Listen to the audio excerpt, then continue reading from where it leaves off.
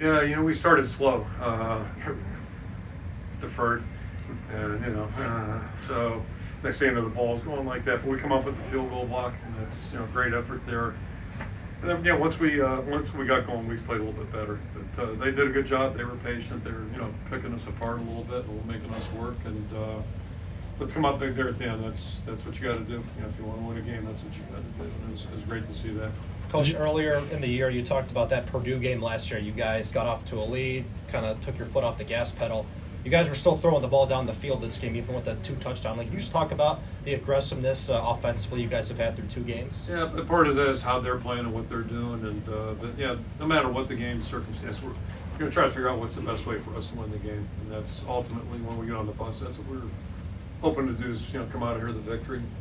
So that, every game's a little bit different, but we got a little more confidence maybe in our throwing game, our ability to protect some of those things too. So that helps. One of the things that they announced during games, you guys have 16 straight years where you've had a pick six. That seems incredible. I didn't know that. Wow, that's pretty good. What does that mean to you guys? I mean, that's just... Yeah, that's pretty good. And part of it's the way we play defense, and our defensive guys do a great job. But part of a lot of zone coverage, so we got our eyes on the ball a lot, and then you got it's like Castro. I mean, a year ago I don't think he could have made that play, and here you are a year later where he makes a great play, and that's ultimately one of the most fun things about coaching is watching guys, get some confidence in themselves. Coach, see them doing some good things. So sorry. No. What were emotions like walking into the locker room after the win? It's always good. I mean, first win or whatever 200th, it's always good. And I think part of that is just as coaches, not just myself, but our veteran staff. You realize just how hard these guys work, and it's year round almost. There aren't a lot of days off for these guys. I mean, they really work hard, and they do so much, and they're held to a high standard, character-wise, citizenship-wise, academically. So to see them happy and see them celebrate, that's a pretty good thing. Do you remember your very first win? Who was against the feelings after that first win? I remember. Yeah. Who was it? Northern Illinois. And it was not a landslide victory, I'll put it that way, since we're in a caucus year, a primary year. But, I mean, and we were just happy to win anyway. Backed right into the end zone for that one. But, I remember it was a long time until the next one. Yeah. So, How many of the 200 can you you can recall a lot. How many of the 200 can you recall? oh, jeez, I don't know. I remember the losses better. just sick mind. Coaches say sick minds.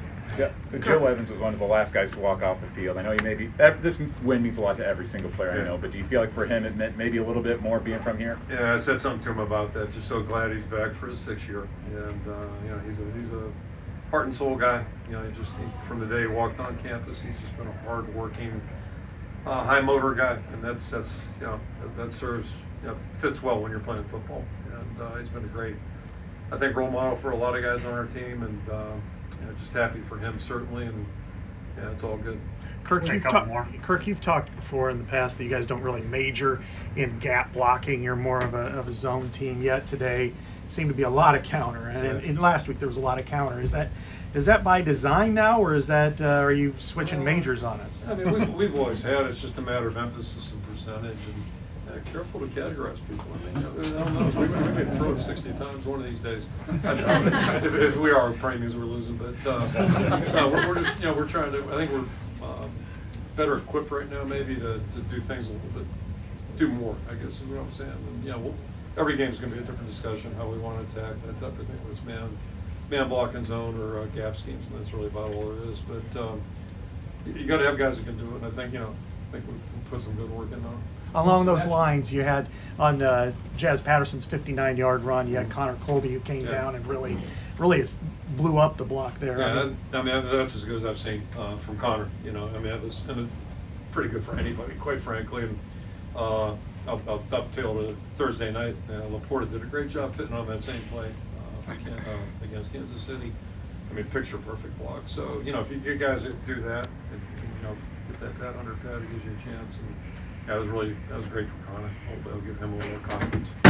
Did you kind of insinuated you didn't want it deferred? So was that someone talk you into that, or what? No, I mean, we talk about it a little bit, and it just it's a mental thing with me. I don't know, so I struggle with that. But somebody explained to me. I guess that's the smartest thing to do. But you got to be talking to a smart person to make something smart materialize. So that's kind Gotcha. of a challenge. How have you been able to win six straight in Ames? I mean, you think back to 13, 15, None of 17. them are easy. Yeah, none of them are easy. I'm thinking about, was that 15 maybe, where, I mean, we made a couple plays. I think it was this end zone, this near end zone here, Yep. right? Yep. I mean, like, seriously? So sometimes you have to have, you got to have a little good fortune too, and just, somebody makes a play. But it's not easy. I can tell you that it's not easy. Okay, thank you. Okay, thanks, guys. Thanks, Kirk.